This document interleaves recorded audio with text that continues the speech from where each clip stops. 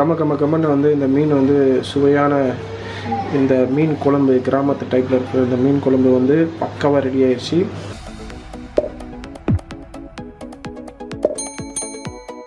Welcome back to Blue Up TV. இன்றைக்கி நம்ம வந்து ஒரு கிராமத்து டைப்பில் ஒரு நல்ல ஒரு மீன் குழம்பு வந்து இன்றைக்கி செய்ய போகிறோம்.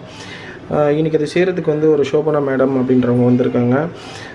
ஸோ இது வந்து சங்கரா மீன் வந்து மார்க்கெட்டில் வாங்கினது, கழுவி க்ளீன் பண்ணி வெட்டி ரெடியாக இருக்குது. அதுக்கப்புறம் உங்களுக்கு இந்த மீன் வந்து வாங்கியிருக்கோம். ஸோ இது கழுவாத மீன். இந்த மீன் எங்கே வாங்கினோம் அப்படின்னு பார்த்தீங்கன்னா கிண்டாதிரிப்பேட் மார்க்கெட். அங்கே வந்து 250 rupees அப்படி 250 ரூபாய்க்கு இந்த எல்லா மீனும் வாங்கியிருக்கோம். க்ளீன் பண்ணுறதுக்கு ஒரு 50 ரூபா பேரம் பேசி டோட்டலாக நிறைய மீன் கொடுத்தாங்க. 2 கிலோக்கு மேலே இருந்துச்சு. ஸோ இந்த மீனை வந்து இப்போ நம்ம ரெடி பண்ணுவாங்க. இப்போ இதுக்கு என்னென்ன தேவைப்படுது சமைக்கிறது அப்படின்றத பார்ப்போம். இங்கே ஒரு சில விஷயங்கள் எல்லாம் எடுத்து வெஜிடபிள்ஸ் எல்லாம் நறுக்கி ரெடியாக கட் பண்ணி வச்சுருக்கு. ஸோ ஃபஸ்ட் இதுக்கு என்னென்ன மேடம் தேவைப்படுது? 2 பெரிய வெங்காயம் இந்த மாதிரி கட் பண்ணிக்கோங்க. அடுத்தது 3 தக்காளி, கருவேப்பிலை, கத்திரிக்காய், முருங்காய் அழகாக நறுக்கி இந்த மாதிரி தண்ணியில் ஊற வச்சுருக்காங்க. புளி. ஸோ என்ன புளி இது? நார்மலான நாட்டு புளியா? ஓகே. உப்பு. இதில் வந்து உப்பு இருக்குது. தேவையான அளவுக்கு உப்பு யூஸ் பண்ணிக்கோங்க. கடுகு உளுத்தம் பருப்பு. அது வீட்டில் எல்லாம் மிளகா அரைச்சி வச்சுருப்பாங்க, அரைக்காதவங்க ஆச்சி குழம்பு மிளகா பொடி. ஆமாம், வீட்டில் எல்லாம் மிளகா அரைச்சி வைக்கலைன்னா ஆச்சி குழம்பு மிளகா பொடி நல்லாயிருக்கும் அப்படின்றாங்க இந்த டேஸ்ட்டுக்கு. ஸோ அதுக்கப்புறம் நம்ம என்ன, ஸோ இது நாங்கள் பேக்கெட்டாக வாங்கி இதில் பாட்டிலில் போட்டு வச்சுருக்கோம். ஸோ எண்ணெய் ஃபஸ்ட்டு வந்து நீங்கள் இந்த மாதிரி செக்கில் ஆட்டின எண்ணெய் வந்து ரொம்ப உடலுக்கு ரொம்ப நல்லது. கடலை எண்ணெய் ஆக்சுவலி இது மரத்தில் ஆட்டின செக்கு ஆயில். இது உடம்புக்கு ரொம்ப நல்லது, ஹெல்த்துக்கு. ரீஃபண்ட் ஆயிலெலாம் இன்றைக்கி ரொம்ப கெடுதி இருக்குன்ட்டு செக்கில் ஆட்டின எண்ணெய் நாங்கள் சமைச்சு காமிக்க போகிறோம். டேஸ்ட்டு ரொம்பவே நல்லாயிருக்கும், எதுவுமே மாறுபடாது. ஸோ இது எண்ணெய் கொஞ்சம் காஞ்சோடனே கடுகு உளுத்தம் பருப்பு போடுறாங்க. அடுத்தபடியாக கருவேப்பிலை, வெங்காயம்.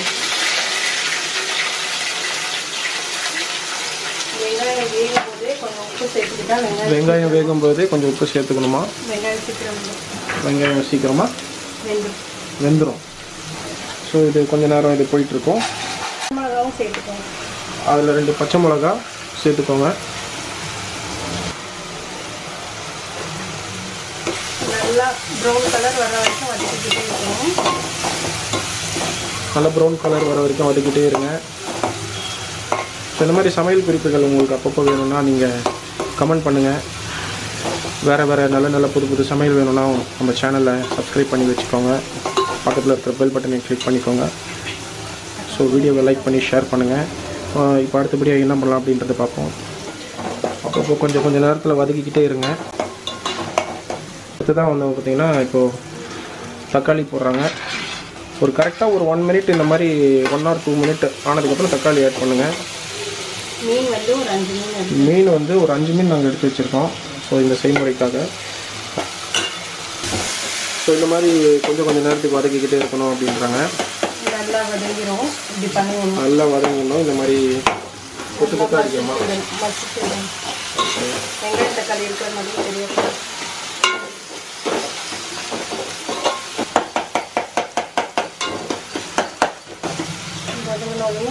இப்போ ஆச்சி குழம்பு மிளகா பொடி எல்லாம் கலந்த பொடி. இப்போ ஆச்சி குழம்பு மிளகா பொடி அப்புறம் மிளகா பொடி ரெண்டுமே கலந்த பொடி. 4, 5, 6, 7, 8, 9, 10, 11, 12. மீன் குழம்புக்கு வந்து மசாலா நிறையா போட்டால் தான் நல்லாயிருக்கும். ஒரு 13 ஸ்பூன் போட்டிருக்காங்க. 13 ஸ்பூன் போட்டிருக்காங்க. அதுக்கு அப்படியே கவுத்துருக்கலாம். 13 ஸ்பூன் போட்டிருக்கேன். அதுக்கப்புறம் மிளகா பொடி வந்து 2.5 ஸ்பூன் போட்டுக்கோங்க. இது வந்து வெறும் பிளெயின் மிளகா பொடி. ஓ, கிராமத்து சைட்லாம் வந்து வெறும் மிளகா பொடி. இது வெறும் மிளகா பொடியா? நான் முதல்ல அதுலேயே மிக்ஸ் ஆகிருக்கேன்னு நினச்சேன். ஸோ இது தனித்தனியாக போட்டிருக்காங்க. அது எல்லாம் கலந்த பொடி. இது வந்து மிளகா பொடி. உங்களுக்கு காரம் வேண்டாம்னு நினைக்கிறவங்க தனியாக மிளகா பொடி போட்டுக்காதீங்க. நல்லா காரமாக சாப்பிடணும்னு நினைக்கிறவங்க. ஸோ இது கொஞ்சம் காரமாக இருக்கும், ஸ்பைசியான ஒரு மீன் குழம்பு. அடுத்து புளி கரைச்சிக்கோங்க. அடுத்து இந்த மாதிரி புளியை கரைச்சிக்கோங்க.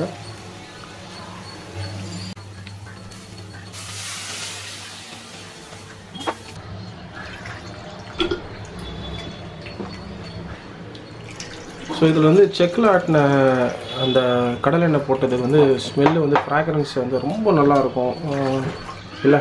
நல்ல மீன் குழம்புல வந்து இன்னும் மனம் வந்து தூக்குது. நார்மலாகவே வந்து அந்த செக்கில் ஆட்டின எண்ணெய் வந்து ரொம்பவே ஒரு ஸ்மெல்லு நல்லாயிருக்கும். ப்ளஸ் வந்து டைஜஷனுக்கு வந்து ரொம்ப நல்லது. அதுக்கப்புறம் கத்திரிக்காய் முருங்கைக்காய் போட்டுக்கோங்க. நறுக்கி வச்சோம்னா கத்திரிக்காய் முருங்கைக்காய் ஆட் பண்ணிக்கோங்க. எத்தனை கத்திரிக்காய் எத்தனை முருங்கை? அது ஒரு 3 கத்திரிக்காய் ஒரு முருங்கைக்காய். 3 கத்திரிக்காய் ஒரே ஒரு முருங்கைக்காய் கட் பண்ணி.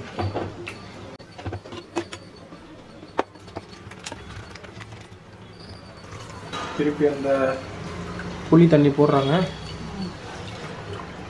புளியோட போட்டுறாதீங்க, சக்கையாக இருக்கும்.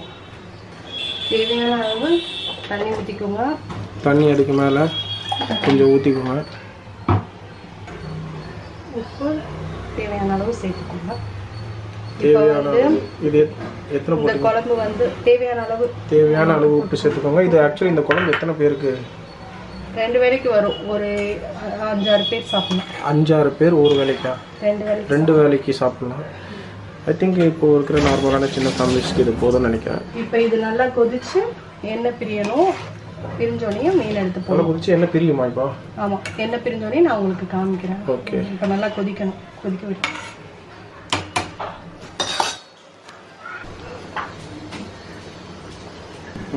இந்த மாதிரி நல்லா கொதிச்சோனையும் இந்த மாதிரி மூடிடுங்க.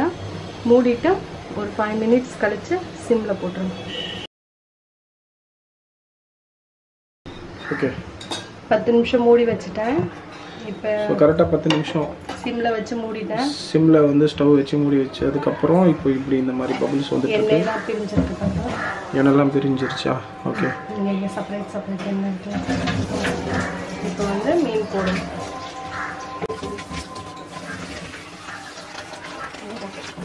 கருணை மீனை ஃபுல்லாக வந்து அதில் போட்டாங்க.